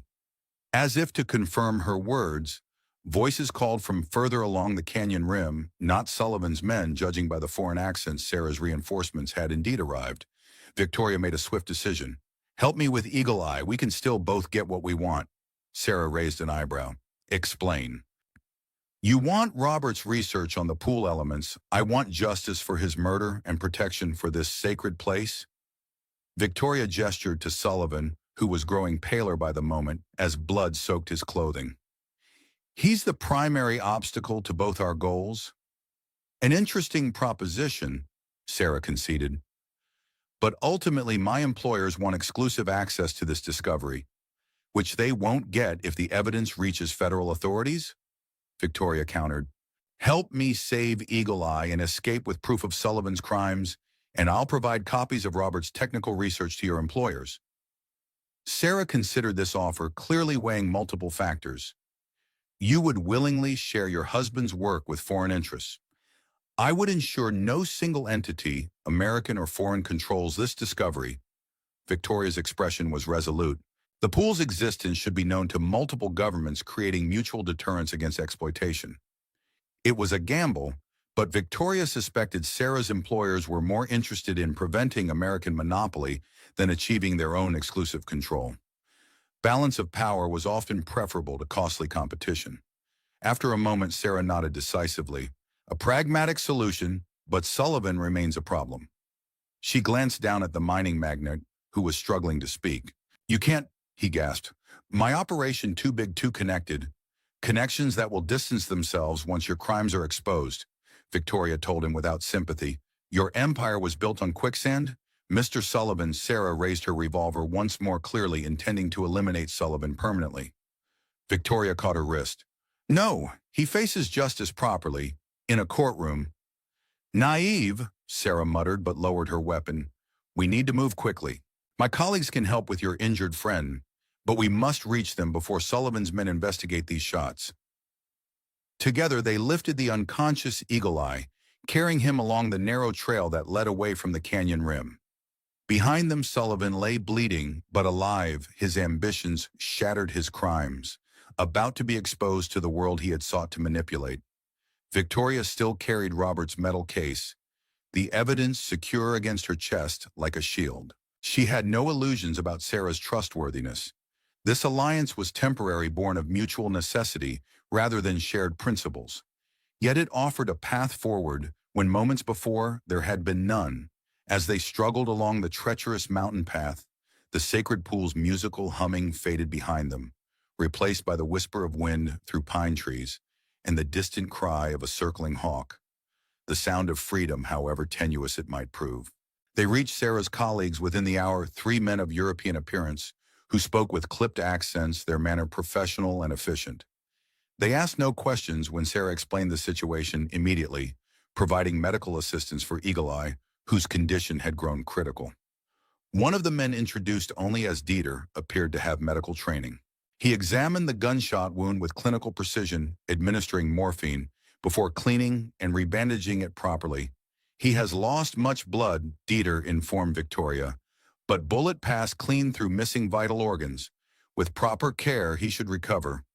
The relief Victoria felt was tempered by continued wariness. These men worked for the same foreign interests that had employed Sarah. People willing to commit espionage, perhaps worse, to acquire Robert's research. And my leg, she asked, indicating her own bullet wound. Dieter examined it with the same professional detachment. Muscle damage only.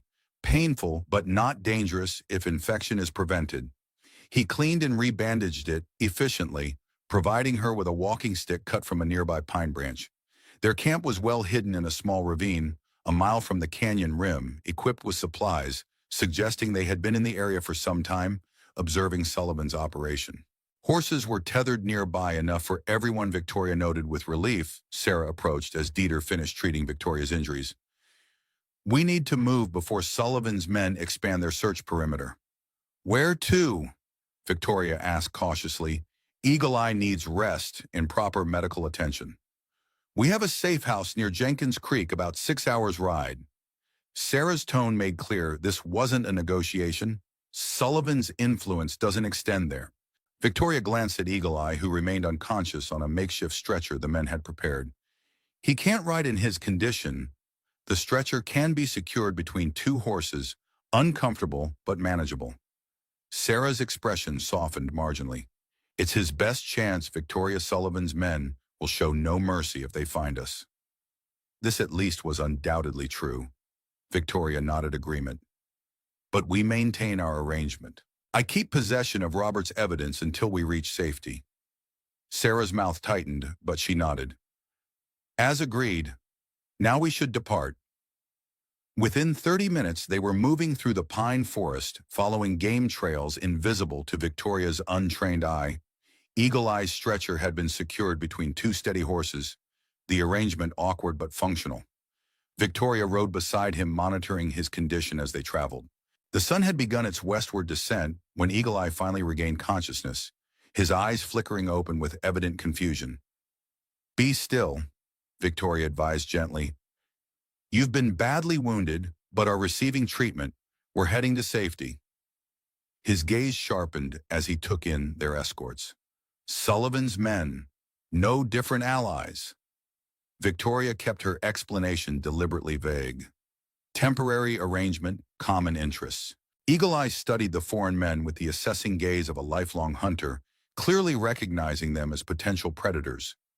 Strange path Great Spirit chooses, he murmured, then grimaced as pain reasserted itself.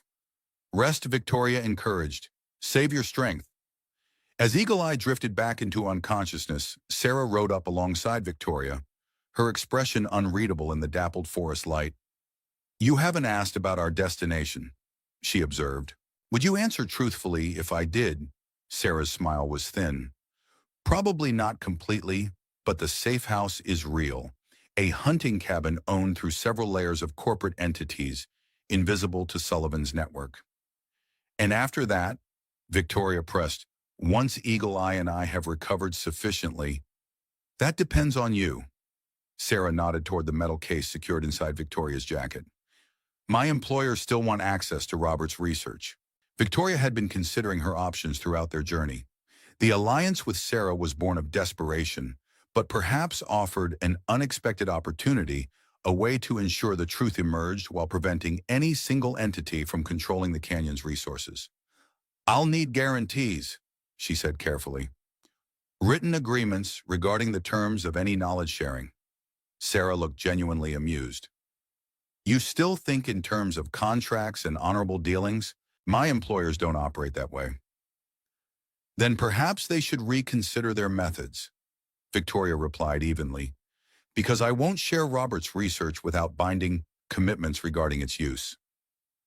Before Sarah could respond, one of her men rode up rapidly from his position, as rear guard, speaking urgently in what sounded like German. Sarah's expression darkened as she listened. Riders following our trail, she translated for Victoria. At least 6 moving quickly, Sullivan's men. Victoria's heart sank. Even injured Sullivan had evidently maintained enough authority to organize pursuit. Their head start was minimal, their pace slowed by Eagle Eye's stretcher. How far to the safe house, she asked. Too far. We won't reach it before they overtake us.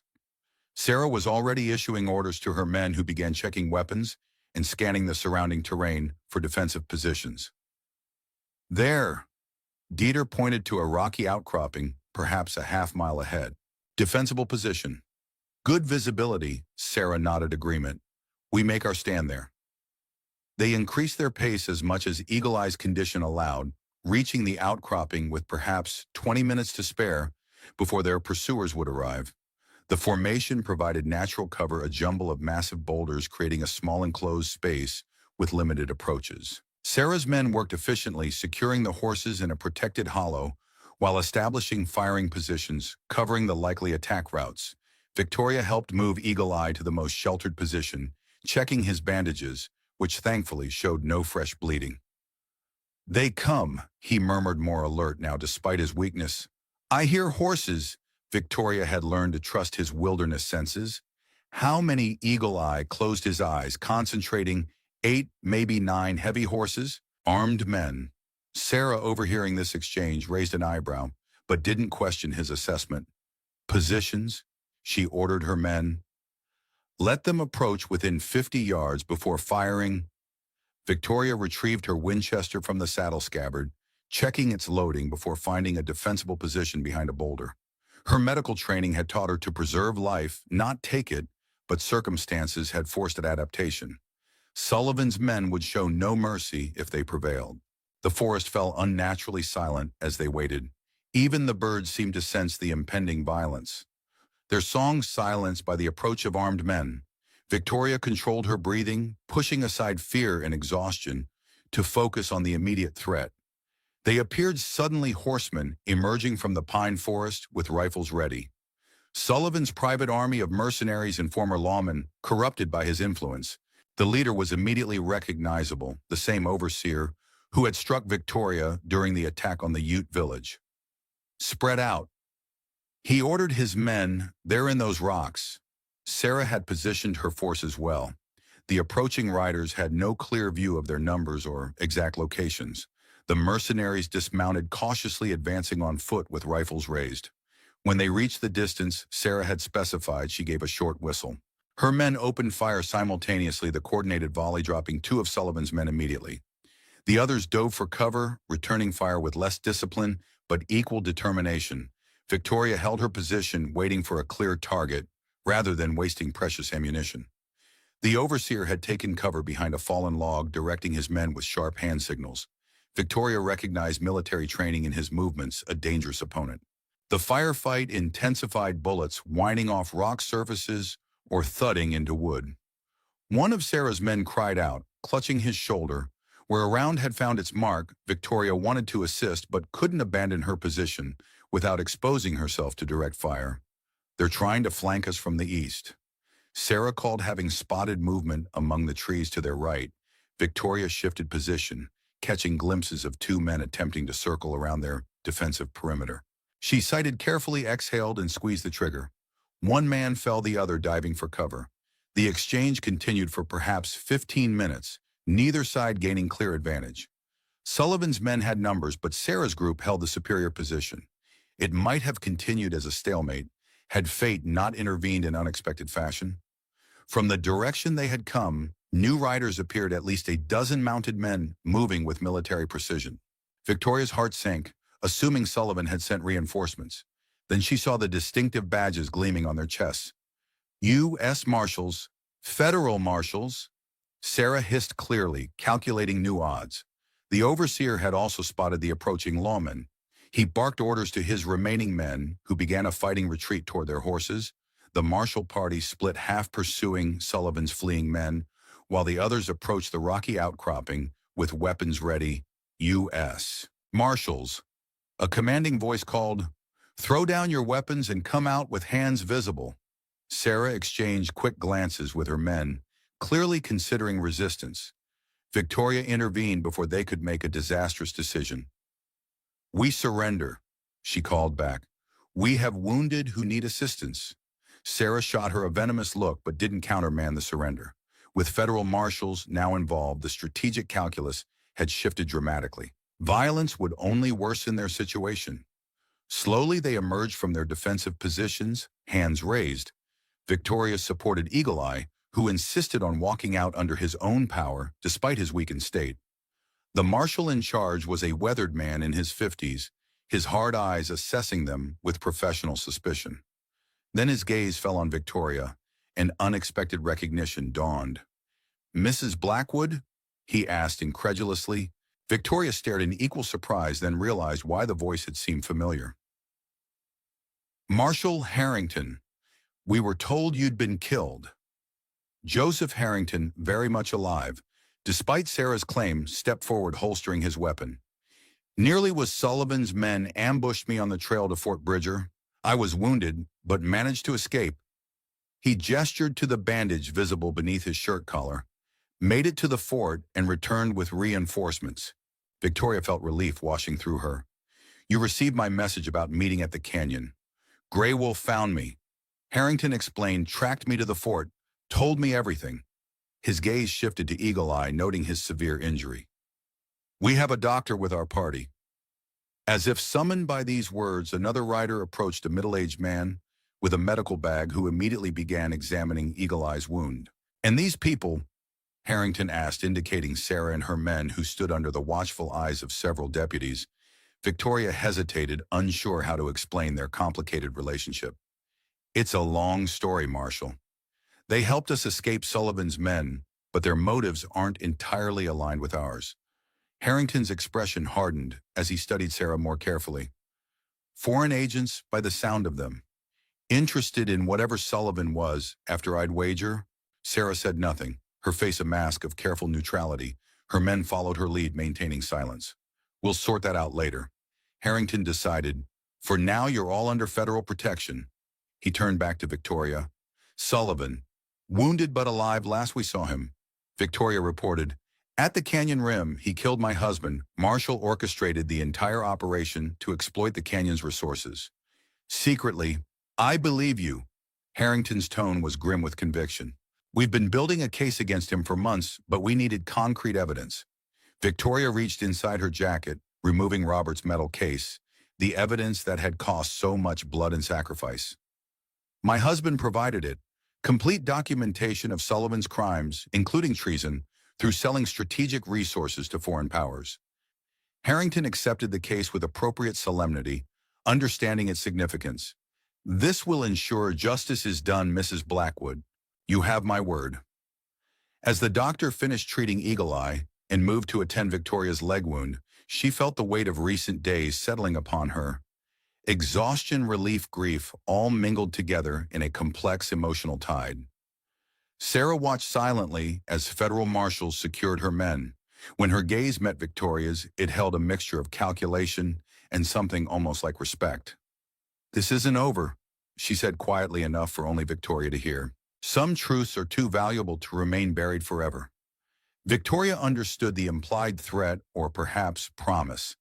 Sarah's employers wouldn't abandon their interest in Singing Canyon's unique resources simply because of this setback. For now it's enough, Victoria replied. Justice first, the rest will follow. As twilight descended over the mountains, the disparate group began their journey toward Fort Bridger.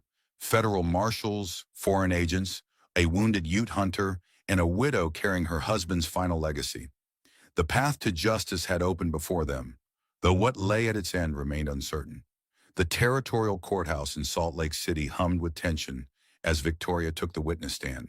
3 months had passed since the confrontation at Singing Canyon, a time filled with depositions, evidence gathering, and the slow machinery of federal justice grinding into motion. Maxwell Sullivan sat at the defense table, his once imposing presence diminished by his injuries and confinement.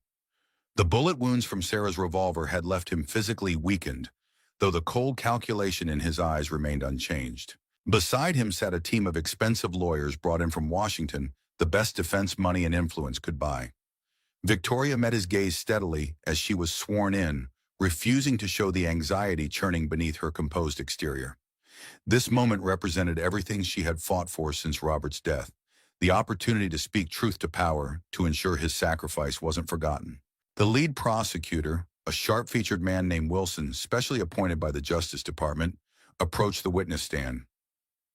Mrs. Blackwood, please tell the court how you came into possession of the evidence previously entered as Exhibits A through F.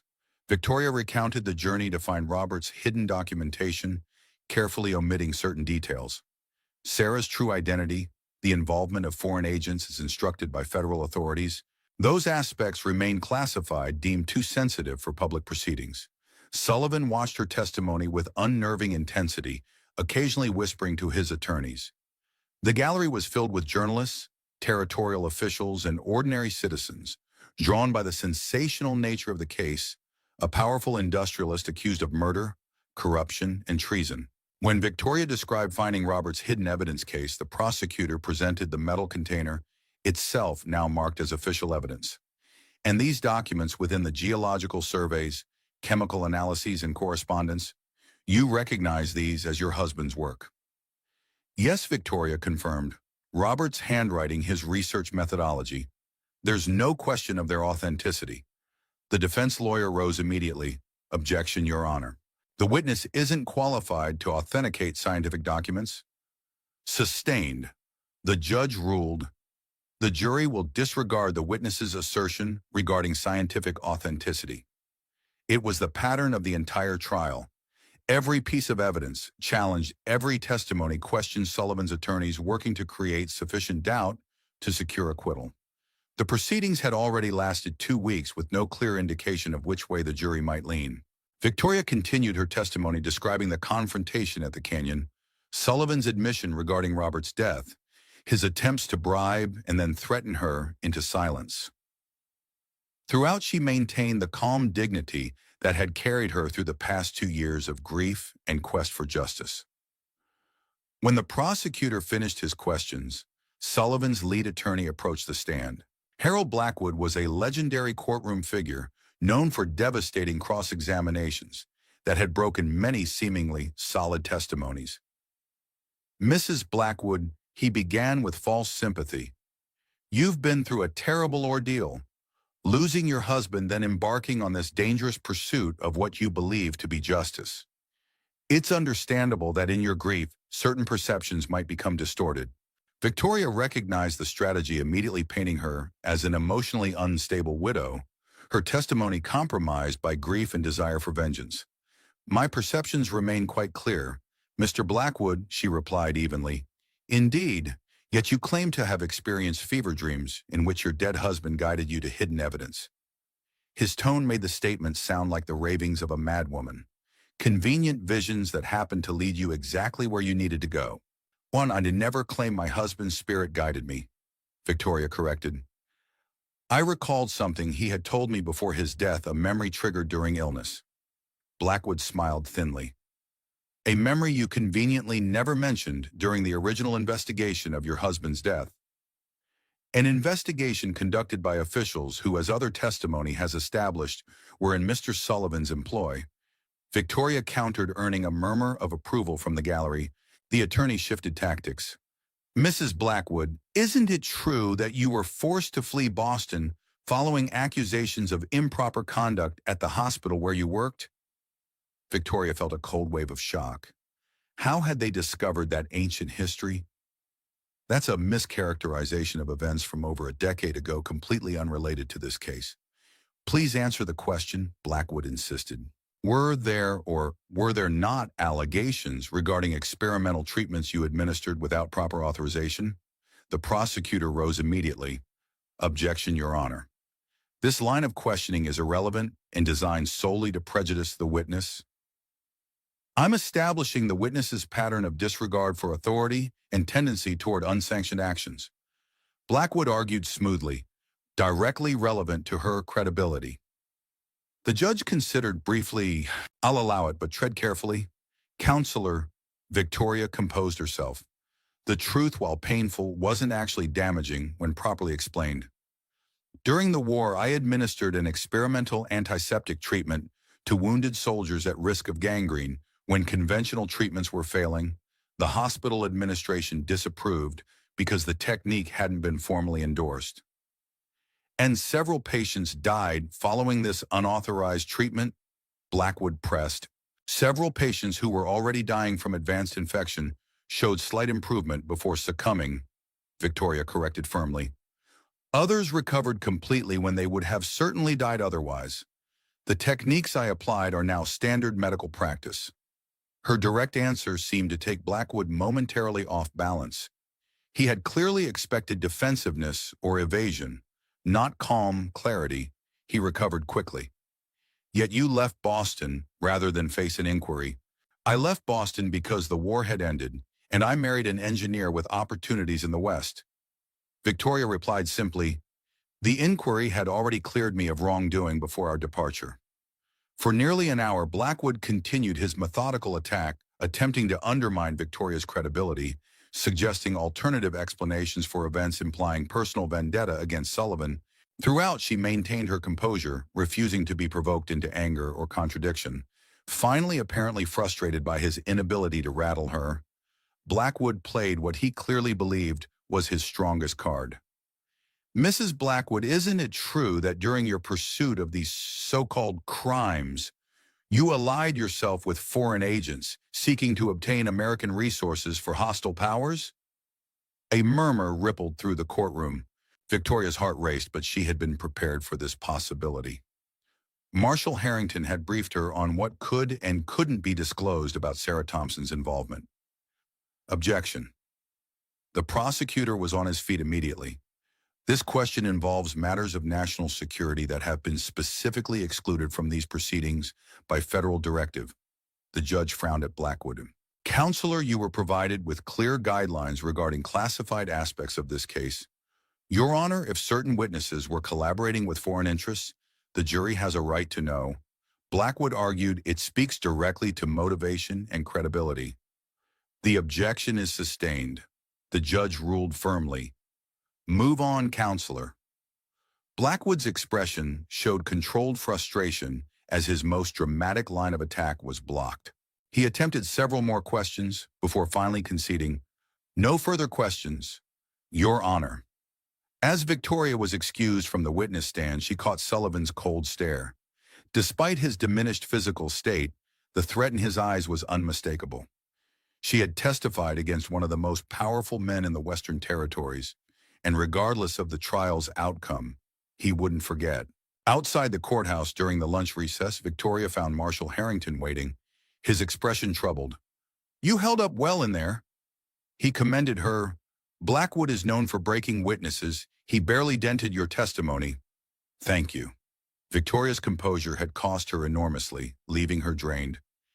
"Has there been any word about Sarah and her colleagues?" Harrington glanced around to ensure they weren't overheard. "Being held at a federal facility back east. Beyond that, it's all classified foreign affairs, intelligence matters above my jurisdiction." Victoria nodded understanding.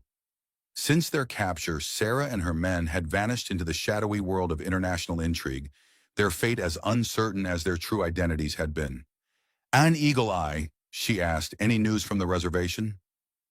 This brought a genuine smile to Harrington's weathered face. "Recovering well, according to my last report. Grey Wolf's herbal treatments apparently work wonders, even by white medical standards." At least one positive outcome amid the turmoil.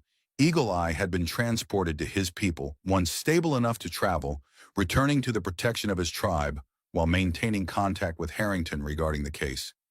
"The defense seems confident," Victoria observed quietly. "Sullivan's lawyers act as if acquittal is certain."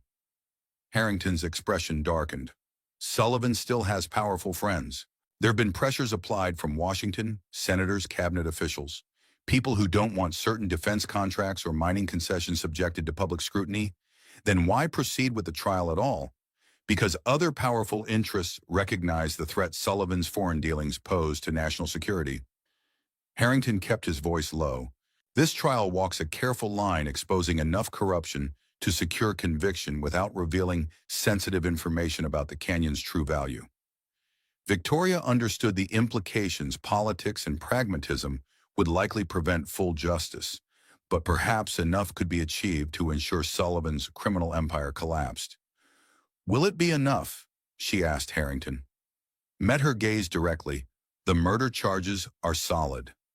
The corruption evidence compelling. The treason aspects complicated by national security concerns." He squeezed her shoulder reassuringly. "But yes, I believe it will be enough to see Sullivan spend his remaining years in prison." Victoria hoped he was right. Too much had been sacrificed for anything less. As they prepared to return to the courtroom, a courthouse clerk approached with an envelope. "Mrs. Blackwood, this was left for you at the front desk." Victoria accepted it with a puzzled frown, noting the absence of any identifying marks.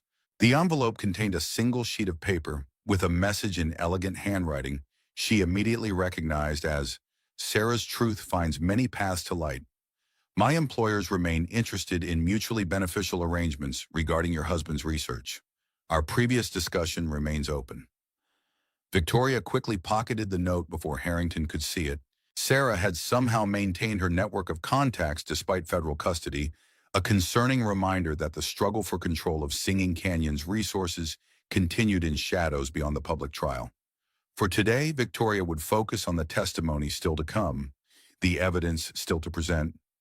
But Sarah's note served as warning that regardless of the trial's outcome, powerful interests would continue pursuing the secrets Robert had died to protect. Justice might be served in the territorial courthouse, but the larger battle for truth had only begun 6 months after Sullivan's trial concluded with his conviction on multiple counts of fraud, corruption, and second-degree murder. Victoria stood once more at the entrance to Singing Canyon. Autumn had painted the surrounding forest in hues of gold and crimson, the mountain air crisp with the promise of approaching winter. She was not alone. Eagle Eye accompanied her, fully recovered from his injuries, though a new scar marked his side where the bullet had torn through. Beside them stood Marshal Harrington, now promoted to senior federal marshal for the territory following his successful prosecution of the Sullivan case. "Are you certain about this?" Harrington asked, his expression concerned. "Once the commission makes its assessment, there's no reversing the process." Victoria nodded firmly. "It's the only way to ensure proper protection." The trial revealed enough about the canyon's unique properties to attract continued interest from mining companies and foreign agents. Without official designation, it's only a matter of time before someone attempts what Sullivan failed to accomplish. The 3 months since the trial had been filled with complex negotiations, legal maneuverings, and careful alliance building. Victoria had leveraged Robert's research, her status as the widow who brought down Maxwell Sullivan, and growing public sympathy for native land rights to push for an unprecedented solution. Today would determine whether those efforts succeeded. As if summoned by her thoughts, writers appeared at the canyon approach. The federal commission appointed to assess Singing Canyon for potential designation as a protected reservation extension and natural monument. The group included representatives from the Department of Interior, the Bureau of Indian Affairs, and several scientific experts. Victoria stepped forward to greet them, assuming the role that had gradually evolved since the trial advocate, mediator, expert witness regarding the canyon's unique properties. She had spent months carefully controlling what information entered the public record, revealing enough to justify protection without triggering a rush of exploitation. Mrs. Blackwood, the commission chairman, greeted her, dismounting stiffly. "Marshal Harrington and Mr. Eagle Eye, representing the Ute Tribal Council, I presume?" Eagle Eye nodded, his demeanor dignified and formal for this official occasion. Over the past months, he had emerged as a respected voice within his tribe, bridging cultural divides while advocating for traditional rights. "We've reviewed the preliminary documentation," the chairman continued.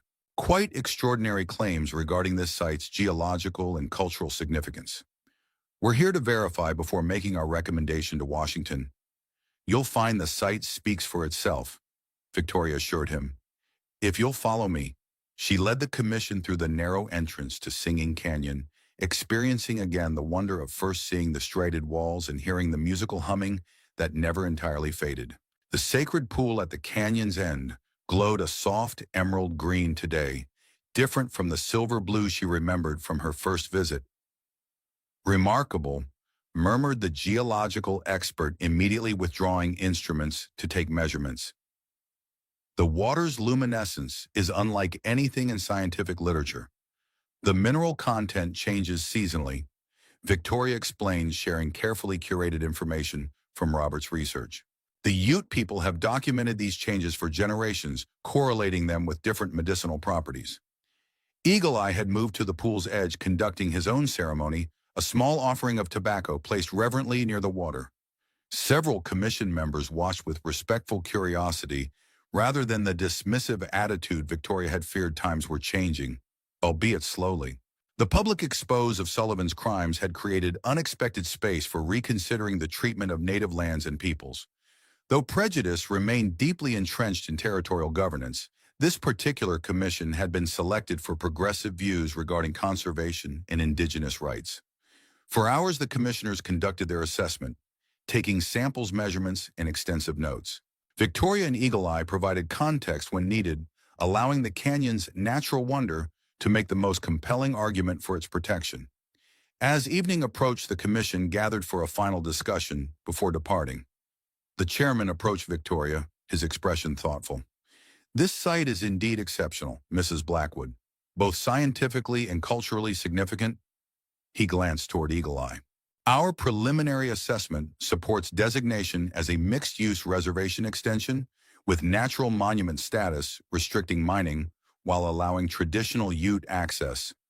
Victoria felt a surge of cautious hope. "In the scientific research aspect?" The chairman nodded. "Limited research access under joint supervision of federal authorities and tribal representatives. No commercial exploitation permitted." He hesitated. "However, I must be frank, certain interests in Washington remain concerned about potential strategic resources.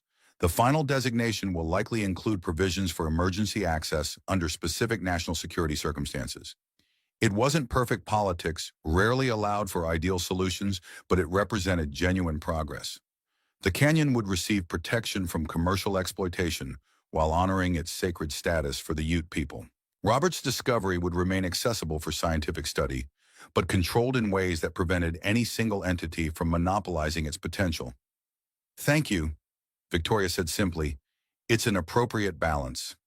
As the commission prepared to depart, promising formal recommendation within weeks, Eagle Eye approached Victoria at the sacred pool's edge. "You fulfilled promise," he acknowledged quietly. "Protected singing waters, honored husband's sacrifice." Victoria gazed at the gently glowing water, its emerald surface rippling with hidden currents. "Not perfectly, not completely, but perhaps enough." Eagle Eye followed her gaze toward the pool. "Nothing perfect in broken world, only balance, only trying." He gestured to the canyon walls. "This place sings differently now, changed by what happened here, not worse, not better, just different." Victoria understood his meaning. The canyon, like herself, had been transformed by recent events.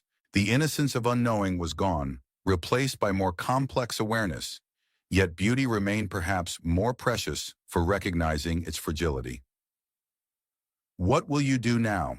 Eagle Eye asked. "Return east." Victoria had been considering this question for months, weighing options and possibilities. East represented her past Boston Society medical practice, familiar surroundings, yet she found herself increasingly reluctant to leave the territory that had claimed so much from her, yet somehow given purpose in return. "No," she decided, speaking the answer aloud for the first time. "There's too much work remaining here." Not true. The territorial governor had offered her a position on a newly formed commission addressing public health in mining communities, a role that would allow her to continue Robert's legacy of improving conditions for working people while utilizing her medical training. Meanwhile, Grey Wolf had begun teaching her traditional healing practices to complement her formal education. "Good Rachgut," Eagle Eye nodded approval. "Mountains accept you, now recognize your spirit." They stood in companionable silence as sunset painted the canyon walls with deepening shadows, the pool's glow becoming more pronounced in the gathering darkness. Marshal Harrington approached, his expression grave. "Mrs. Blackwood, before we depart, there's something you should know." He hesitated, clearly uncomfortable. "We've received intelligence that Sarah Thompson escaped federal custody 3 days ago. Whereabouts unknown." Victoria absorbed this news without visible reaction, though internally she felt a complex mixture of concern and strange inevitability. Sarah had always been a survivor, adaptable and determined. Her escape represented another loose thread in a story that refused neat conclusion. "Do you believe she'll return here?" Harrington asked, scanning the canyon walls as if expecting to find Sarah watching from some hidden vantage point. "Eventually, perhaps," Victoria acknowledged. "Her employers haven't abandoned interest in what this place represents." "I'll arrange additional patrols," Harrington decided, "at least until the formal protection is implemented." Victoria nodded gratitude, though she harbored no illusions about the effectiveness of such measures against someone of Sarah's capabilities. If her former friend chose to return, no ordinary security would prevent it. As twilight deepened toward true night, they departed Singing Canyon, leaving the sacred pool to its eternal